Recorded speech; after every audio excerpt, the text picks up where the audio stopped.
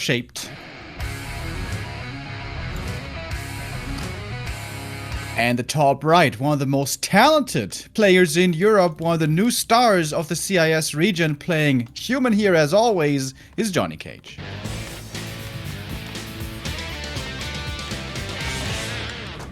And to nobody's surprise, we're seeing the Farseer and the Headhunters. We have seen the humans for the last few months largely struggling against Farseer Headhunters. However, over the last few weeks only, a new style seems to have emerged. 3-farm tech, either with a tower or without a tower, and then being very evasive with the footmen not going into an engagement, not taking a fight until you have defend. But once you have defend with like 5 or 6 footmen and you get the second hero from the tavern, that is finally the window where we see humans being able to be aggressive and flip the script on the orc a bit. I wonder if JohnnyCage is gonna try for that style, or is he gonna have something else in mind here? Yeah, he's actually scouting, which humans don't always do. If you're convinced that your opponent's gonna go Headhunters, you don't necessarily have to scout, because that footman might take some damage. It's also less damage that you have on your side of the map to help you creep a little quicker. But I guess he wanted to confirm that it's Headhunters, and he wanted to see if Starshaped was gonna creep or if he was gonna be aggressive. So we got Klaus on one side, Wand of Illusion on the other side, and Starshaped is choosing the creeping way of playing this matchup. And actually, I think this does pretty well against what JohnnyCage is doing, which is getting a tower early. Like, if you get a tower early and somebody plays aggressive, you're almost like happy because you made that tower for something then. Yeah. It seems like Starshaped is pretty well aware of the opening build here that Johnny's doing. Oh, big last hit right here. Oh, he stole it! Oh my god, with the Farseer. Big mistake by Johnny. That's not supposed to be allowed. I think he was distracted by the illusion here a bit. Oh my god. Oh my goodness. And now he can use the Chain Lightning for the next green camp to deny this level 2 even more on the Archmage. However, Johnny... Oh, actually, this was enough. I didn't think it was going to be. Perfectly 200 experience here. Okay, so disaster averted. AM is still level 2. Still playable. Yeah, at least he's level 2. Like, if he was 1.9 right now, it would be so bad for JohnnyCage, because then creeping anything would be so difficult. Like, Starshaped would just stalk him the whole time. There would be Chain Lightning ready to steal. But Archmage moving to the center of the map. Not sure, like, what's the plan here? I think JohnnyCage, generally speaking, likes to split his Footman and Archmage to try and creep something with defense. For a long time, we didn't have any defense meta, except sometimes against Night Elf. But that's one of the really good things you could do. You could send the Footmen on their own to the Expo, and then maybe Staff later on. He could like try and do this camp in the middle here at the marketplace. Gets another class of attack. Okay, well, this Archmage hurts. Yeah, if he also purchased some boots, he could be able very well to hunt down some Headhunters. But the movement here for Johnny is amazing. Starshaped was out of vision range here for a moment, tried to creep up the natural, but the AM is there right away, pressuring away one Headhunter, trying to steal the last hit here. Ooh, that was close, but he didn't quite get it. Last hit going to the Farseer. He's now level 2.5. And now defense is finished. And Johnny's gonna try to take a fight. Yeah, and you shouldn't overextend here with Headhunters. You don't want them to ever get hit by those footmen. It's a difficult fight to manage, especially when the human has claws. Didn't go for the Chain Lightning here. His Starshaped is being very patient. Gets a deny on the wolf. Wow, Starshape's micro this game has been insane. And we get a blacksmith actually starting on the other side for JohnnyCage, so he wants to go into rifles instead of double sanctum. Hey, that's a bit of deviation away from what we've seen from the humans in Asia, right? Where it was always mass casters with that second hero from the tavern. Here instead we're gonna have the blacksmith. I wonder if that's gonna lead to a Mountain King again, who has taken the backseat in this matchup. MK has been getting played less and less with how late he comes out in the mid game. Yeah, Starshaped lost to Headhunter, and by the look of things, he's going to lose another here. These are big mistakes you shouldn't let happen. You could definitely pull them back earlier. I think he misrallied his barracks. Look, there's a Headhunter right above this position. That's where he had rallied them early on to try and creep that Murloc camp on their own. That's why there's still the item left over here on its own. Starshaped needs to realize that, fix the rally point, and pick up the item. Otherwise, the Archmage will. Yeah, losing these Headhunters here is pretty painful, but there's not really an opportunity here for Johnny to be too aggressive anymore. With the AM being so hurt, only 50 HP, he's gonna have to fall back. With the second hero attacking without the AM, that wouldn't really be a big threat, especially with the TC now coming out in a moment. And the double bestiary, Todd, I think you touched on it earlier, Headhunters into Wyvern. That's what we saw before. And maybe because Starshaped is fond of this style, that's why we're seeing the Blacksmith. Maybe Johnny doesn't necessarily prefer this playstyle, this rifle style in general against Night Elf, against Orc, excuse me. But against Starshaped, who loves playing Wind Riders, this makes a lot of sense. Absolutely, yeah. Because then you can go into flying machines easily. You're going to have rifles to help you deal with that style better. And then, you know, it's... Oh, actually, the Archmage is getting caught a little bit here. Needs to be really careful. Alcia's almost 3. And usually, if you play that style, you want to go Shockwave a lot of the time, you know? Like, Krolu does that build a lot and always does that. And then, like, if you end up going Dragonhawks, he can even play with Farsight, and then he gets crazy with Invisible Dragonhawks. But in this case, with the Blacksmith, I haven't seen much scouting from JohnnyCage. I don't know that he scouted the double bestiary. Maybe he's so sure it's there, he's not paying too much attention to it. Maybe he doesn't care because he's going rifles right now. But he's going to start creeping that middle camp here at the marketplace because he has mass footman defense, so you take almost no damage. Yeah, I mentioned that earlier. How having that defend makes creeping a lot of camps a lot easier. And the heal wards are a wonderful item right now. Could even spread out the damage a bit on all of his units to get max efficiency over here. And now we're just going to be moving into a creep game. MK and TC both are going to benefit greatly from having higher levels. And yeah, MK is the choice here, which, as mentioned, not that much played anymore nowadays. Panda second would also have been a consideration here if he was expecting Wyvern. But would you say MK is the stronger hero in the late game against Wind Riders, or is that comparable? I think they're both okay. It's just you don't have much chasing potential if you go Panda, but in the actual fight, you do a lot of damage with Breath of Fire, and it helps out quite a bit against air. But that is still in the falls here. Must have been really close, if not. As the TC is still creeping, get some mana pendant. Oh my god, this is a sick item against rifles. Well, the beast could also be pretty respectable here in all this damage, piercing damage army. Wind Riders and Headhunters. Big item for the MK is the Story Mask, also going to be really good for him, but he is much farther away from level 3. As is oftentimes the case in this matchup, TC gets level 3 way sooner. However, doesn't have it himself either at the moment. JohnnyCage is trying to play aggressive here, I think. Realizing that there is no shamans, he's like, okay, those water elementals is going to be really good. I got multiple stone balls. Even the healing words are like very annoying to deal with for Starshaped, because ideally, I guess you'd want to put the Farseer on that, because he does just enough damage to take it out. The Footmen are going deep, though. So that's going to leave kind of the backline exposed. Ooh, he bolts the Wind Rider, but I think it's too far. No, can he target that? Shockwave finally lands. Starshaped has fully engaged, but he's not using the Scroll of the Beast yet. Yeah, normally in this matchup, oftentimes the mid-game revolves around Shaman timing being proper to cancel, or to counter rather, the Water Elementals. Here, we have no Dispel of any kind, so these Water Elementals are super strong.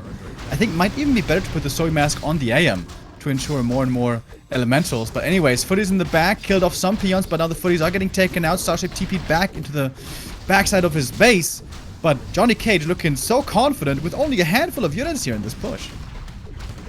Yeah, everything that he was targeting was the Footmen here, and with defend, they're quite good against this. Farseer are going to be targeted. Can even retreat here. This base might end up playing against Starshaped. He needs to heal up this Wind Rider really badly. The double claws did so much, by the way. Like, buying the second one was really, really good. Finally engages into those rifles. There's the first flying machine getting there. Mana pushing on the Farseer, by the way, and he does have Chain Lightning level 2. Yeah, I'm not sure about that choice either. Wolves level 2 normally very good against the rifles, but I guess you want to play a hit and run kind of style.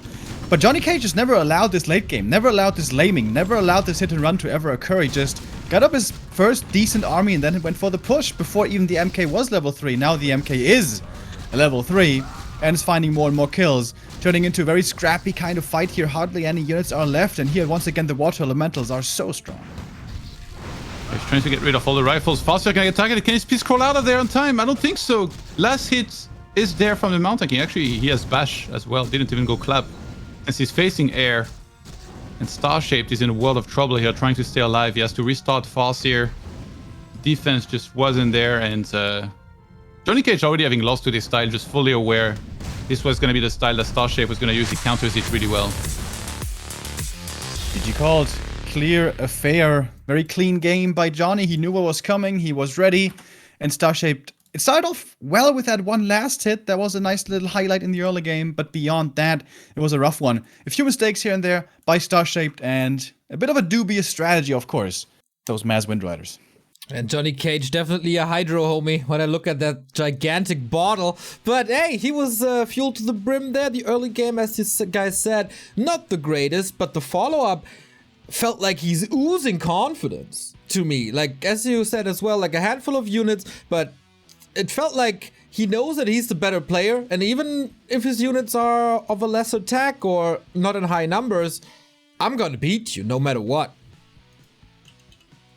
Yeah. Absolutely agree. Looked like he was very confident there. This can be a scary fight. He doesn't really know how much experience exactly the TC has. If the TC runs in with a speed scroll, chain lightning, gets 1 or 2 kills, and then he's level 3, and suddenly the stomps land, suddenly all of your rifles and casters go down. This could have flipped on its head, but again, Johnny feels like he can easily come out on top when it comes to the fight, when it comes to the micro in the late game, and that was the case certainly here. And now Starshaped, well, it seems like his one strategy has been exposed for being susceptible to Johnny's counter strategy, so the Mass Wyvern here not working out really. On another map, it might work out better, on Concealed Hill, where it's probably hard to push the main base. Maybe there it could be playable. Last Refuge, but, well, I'm not sure. These Mass Wyvern, I think if you know they're coming, they're so hard to pull off. Yeah, for sure. JohnnyCage knew pretty much exactly what's happening. Northern Isles was his map though, and now we're moving on to a map that raises fond memories because it's Starshaped's pick, it's Tidehunters, and this is where he challenged Axlord in summer to the absolute limit. Yeah, it's an interesting map in that there's this whole dynamic around the center that is going to play a lot more of a factor than, you know, last game. On the Northern Isle, you have a few small camps near your base. And then in the camps, it's like, in the middle, it's like really big camps. On this map, it's quite different. In the center, it's a lot of like very small camps. You got this small little green, which people are going to battle for. Usually, does JohnnyCage even use the exact same build? It seems to be his go-to build with triple farm. Tower makes him really safe against early game harassments, but it does delay stack a little bit, but that didn't seem to be much of a factor in game 1. All right, we gotta say that Starshaped, according to the ELO, is the second weakest player of the tournament, a little bit above Kevin, but Kevin had quite an upset as well yesterday. So let's see if the underdogs can bite a little here. We see them once again, and here we go. Starting map number 2. Wonder what Starshaped has prepared here. Will we once again see 1,000,000 towers? Maybe in this matchup, not the best idea. Well, I think honestly that's his plan. I think that's the main choice why he's playing Tidehunters. He wants a big map with a lot of avenues to flank into the main base. He wants to harass the economy, draw out the game, abuse his hit and run style, his mobility advantage with Aura from the TC, and expand on the other side of the map and then get the economic edge and keep on hit and running. And for that, Tidehunters is pretty good. Easy expansion to creep, easy to set up the expansion there, and pretty far away from the human main base to get to. Oftentimes you can find yourself lost out on the map, you're trying to cancel the expansion, but also you have to make sure your main base is safe. So on Tidehunters, I think he's again gonna try to go hard for this hit and run playstyle. All right, then we have the game laid out by Mr. Remo Demo. We just need it in front of our eyes, and I bring you that one. Starshaped 0, JohnnyCage 1, game number 2.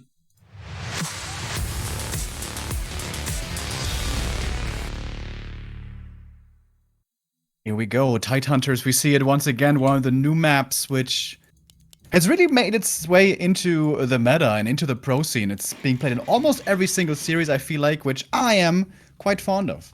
I think this is a cool map. It's a axis mirrored map, not a point mirrored map. So we have, for example, the same sides, if you will, in the bottom of the map with a lot of yellow camps, a lot of green camps taught, like you already mentioned, in the north, which normally means that early game focus is going to be in the north, around the tavern, and late game focus is going to be in the south, around the turtles and the smaller red camp.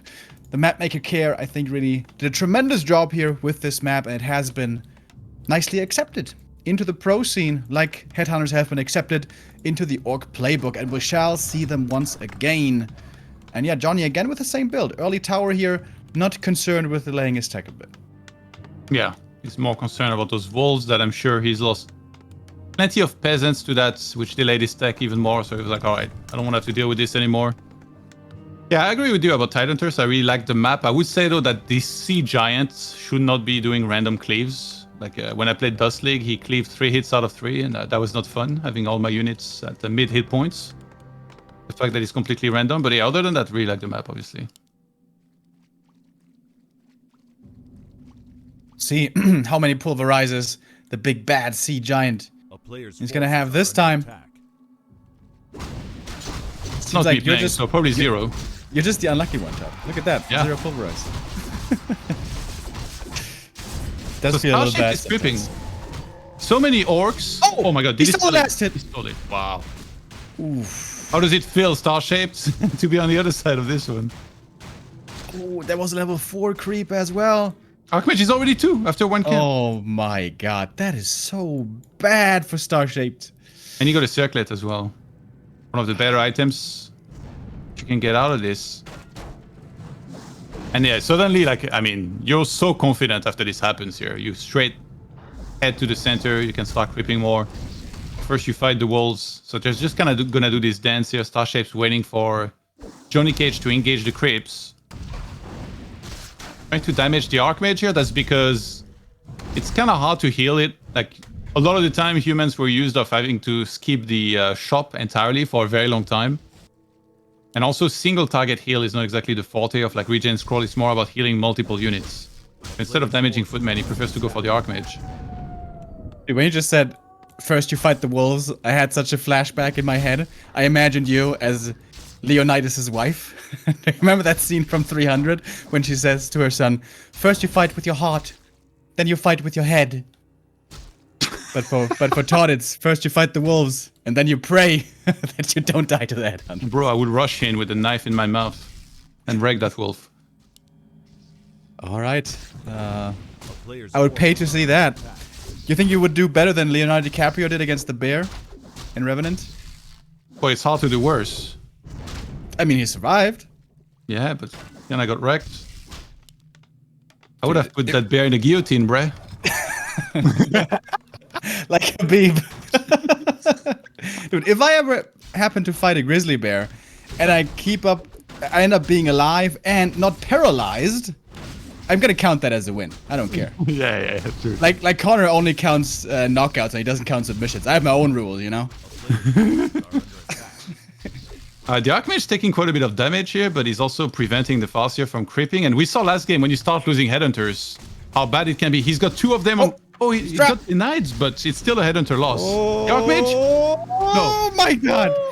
No way. I can't believe he trusted in that damage roll RNG. Bruh. Well then. We got a game on our hands. Yeah, this is turning to be a little bit of a clown fiesta here. With all the units falling in the center. Headhunters went down, and Archmage went down. And suddenly Starshaped gets level 2 himself after the worst possible start. It feels like it's completely salvaged now. And that's a mantra that a lot of Dota players especially have. Where you can't concede, right, in the game. Like, never drop out of a game, never rage quit. Because, you know, even if the game is looking bad, even if you threw, there's always an opportunity for your opponent to counter throw. And boy, oh boy, did Johnny just counter throw. Has to go for the Tavern Revive on the AM, so now he's ultra broke. Can't go for a second hero. Wait, why did he do that? It was so late after his Archmage died as well. Yeah. Maybe he thought he would lose momentum too much. The problem with instant reviving is that you come back with very little hit points and absolutely 0 mana. So while he does have Brilliance, it's going to take a while for him to get his first Water Elemental. So creeping's harder. Yeah, he probably thought that it's going to delay his second hero too much if he goes for the Ultra Revive. But he's so broke, it delayed his second hero anyways. So. Ooh, Starshape is mixing it up. He's going Troll Regen and Tier 3 with the Shadow into second instead of TC. So this is the style that we saw out of Starbuck in the recent tournament where he beat Chimico. Alright, Beastmaster. Has to go for a Tavern Hero here. The MK would take just too long. But with a Beastmaster, normally you want to do a lot of damage here early on Tier 2. That window has already sort of closed. However, there's no Shaman anywhere close by, and they might not be coming at all. Is Starshaped again refusing to play Deaspel? I can't believe it. Yeah, when you go for this style, you kind of want to stay on pure Headhunters so that you get the Berserker upgrades. And then once you have that, They're quite good against both double Sanctum or rifles. And then you get a third hero down the line. But Starshaped forgot one of his Headhunters at the back of his main, unfortunately. He really needs to have that with his army right now to creep a little faster.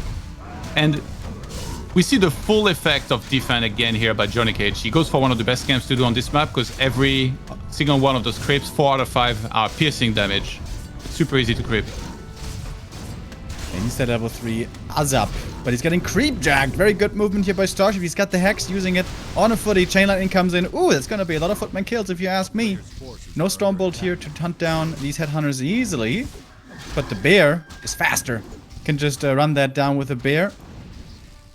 And we're trading units for now. Honestly, Johnny isn't too opposed to trading his footmen against rifles right here, but also Priest getting easily intercepted with the Hex.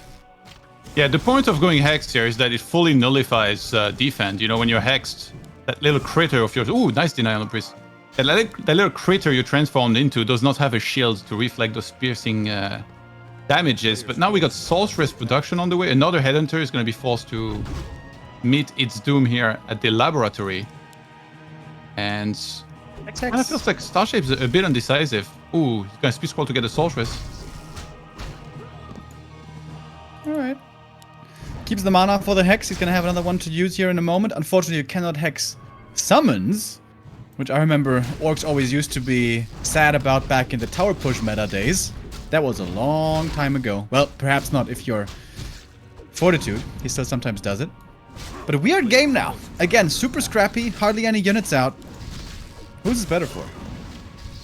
I think it's... I don't know. I prefer it for JohnnyCage right now to be trading against Headhunters because the goal of this strategy for Starshaped is to have a lot of Headhunters and get Berserker upgrade with plus 2 attack damage, for example. So now, because he's losing so many Headhunters, he's kind of putting himself in trouble. Like, his power spike when getting Berserker upgrade is not going to be nearly as big. But he did chase the Archmage down. If he could kill that, that'd be great. But I can only assume JohnnyCage will then Town Portal. These Mishas have been pretty good, leading to quite a few kills. Now finally Berserker training is finished. Does not dispel the Stick slow. boys! What? The Stick boys are here, man. Stick boys? Is that a Death Note quote? No. It would fit. Yeah, those Berserkers now are gonna be very, very scary. Lots of damage. They're more tanky. I mean, they can take more damage. And adding Kodo is kind of crazy here in terms of like the damage that you get out of it. Still no Dispel. Once his AM and Beastmaster are level 3, these summons might be a little tough to deal with. Johnny now going for expansion, as it seems. This almost looks like a anti-timing with all the orc things coming online on tier 3. And Starship could just go for a tiny if he waits a bit. But Orb of Lightning first. Okay, you know what? There we go. That's the dispel he's hoping for, I guess. Yeah. It can be kind of crazy, actually. Like, it's Orb of Lightning, but in this game, Starshaped, I'm worried for him because he lost so many Headhunters the whole game. And his army now is not nearly as strong as it should have been at this stage, you know, with plus 2 attack and with a lot of units. Could have had, like, way over 50 supply already. For a fight. Beastmaster's 1 kill away from getting the level up. There we go. Takes out one wolf. He is surrounded, but the Misha Bash Bear comes in right away. Could transfer the invuln, and he does. And now suddenly Starshaped's hero is out of position. The Shadowhunter out of mana already. And look at that Misha. Bash! Forces the TP. And I was about to say secures the expansion, but there is no expansion. Yeah, I mean, it's one of those case scenarios where you should probably not expand before the opponent does. If he expanded now, you know, maybe he doesn't have enough units to actually win the fight. But yeah, actually, he did win the fight here. So now seeing that, he's probably thinking, well, I should have already expanded. But he's going to take it now. He played it safe. I kind of like that. And JohnnyCage is also doing something that Chemico did recently, where like he really delayed Dispel. And sometimes you don't even get Dispel. You just get 2 priests for healing to keep your army healthy. You get a bunch of breakers, then you get control magic. And you're like, what do I need Dispel for? I can steal your wolves already. But he's still getting it now, in the honor and name of Death Note. I guess once Bloodlust comes in, rah, rah, rah. Sometimes the breakers run out of mana, and then you may want to have another source to deal with the woofies. What Bloodlust, bro? Alright, he doesn't play Shaman. Never mind. I still feel like not playing Shaman is kind of sketchy here, but whatever. Ooh, juicy Creepjack here. Starship coming in perfectly for the flank. Looking for those squishy casters in the backline. Berserk activated. Berserker's taking more damage now. Some of them being slowed down. Oh, he doesn't have Stomp. He went Endurance first. And all of these Berserkers are being slowed. Starshaped is chasing the backline, but JohnnyCage doing this so well. He slowed a lot of the Berserkers and ran away with his casters. So now he can just turn around and target those down. Heal Wave is not quite level 2. Oh, there's a Purge. Alright, he's relying on the RNG to deal with the summons. How much damage is Purge again? Like 300? But look at the Misha. So tanky. He's almost level 2. Coming in for the block. The TC, if he dies here, he's not going to be able to level. Does level up to 2. Gets him a bit more HP. And with that, he's going to be off to the races. We have Kodo's in now as well. So he's trying to deal with these summons in all sorts of ways. Except for Shaman. He could eat this water metal if he wants. But again, the numbers are dwindling. No Berserkers left suddenly. Kodos are to eat the breakers. Starshaped stayed very patient with the heal wave here. He waited until he got Shadow level 3 to start using that, but the TC is still gonna go down thanks to breakers. And there is a speed scroll to disengage. I think he needs to use that, yeah.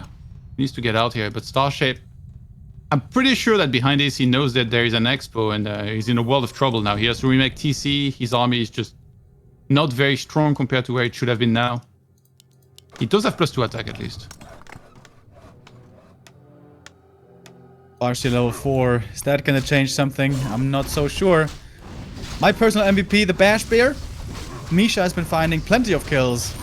This one is gonna be eliminated now, but so many more summons coming in. Also, the Sorcerer's slow. There's just too much things that need to be dispelled.